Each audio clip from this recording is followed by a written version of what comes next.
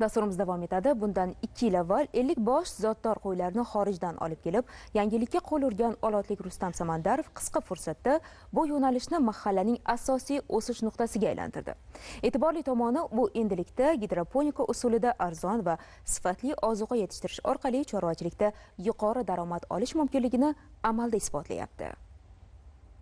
Rustam Samandarov Olotning Chovdir mahallasida 1 sotix maydonda 100 tagacha qo'y boqish mumkinligini va u oilalar uchun yaxshigina daromad manbai bo'lishini tajribadan o'tkazib, kutilgandan-da yuqori natijaga erishgan edi. Dastlabki yilda u xorijdan olib kelgan 50 bosh qo'y 80 boshga yaqin qo'zi berdi. Ichki bozorda 10 million so'mgacha baholanadigan Arashan zoti dastlabki yilda 800 million so'mga yaqin chorvadorga foyda olib keldi. Ikkinchi yilda esa u arzon, sifatli va to'yimli ozuqa tayyorlash maqsadida yuqori texnologiyalar asosida gidroponika usulida qo'ylarni oziqlantirishni yo'lga qo'ydi.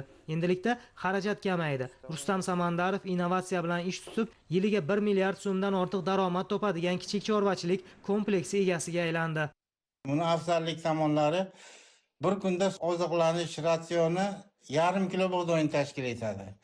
Bu an'anaviy boqish usulidan ko'ra juda bir arzonga tushadi. Maysa tayyorlash jarayoni 7 kunda tayyor bo'ladi. Mana bu ko'rib turgan maysamiz hozir 6 kunlik. Bug'doy 1 sutka davomida eziladi. 7 kun mana shu lallarimizda, podonlarda turib o'sadi. Bir kunda 2 marta sug'oriladi, yengil sug'oriladi, tomchilab sug'orish usuli bilan. Mazkur usul sut va go'sht yo'nalishidagi chorva mollari uchun ayni muddao bo'lib, ozuqa xarajatlarini kamaytirish, mahsuldorlikni oshirishda muhim ahamiyat kasb etmoqda. Eng asosiysi, kichik chorvachilik xo'jaligi oilalarni katta daromadga ega qilishi mumkin. Shu sabab hozirda Olotning Chovdir mahallasida bu yo'nalishni driver sohasiga aylantirishga Rustam Samandarov yaqindan turib ko'maklashyapti.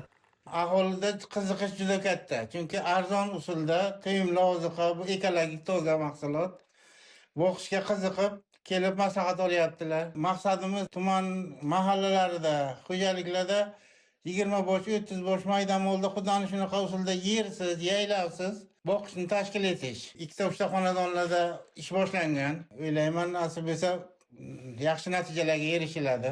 Gidroponika usulining muhim jihati uning yuqori samaradorligidir. Masalan, 1 kilogramm bug'doydan ushbu texnologiya yordamida 6 kilogramm shirali maysa yetishtirish mumkin. Bitta oila 20 ta qo'y parvarish qiladigan bo'lsa, barcha orzu istaklarni amalga oshirish uchun imkoniyat paydo bo'ladi. Eng asosiysi, ushbu tashabbus mahallalardagi xalq turmush farovonligini ta'minlashda ham katta ahamiyat kasb etmoqda.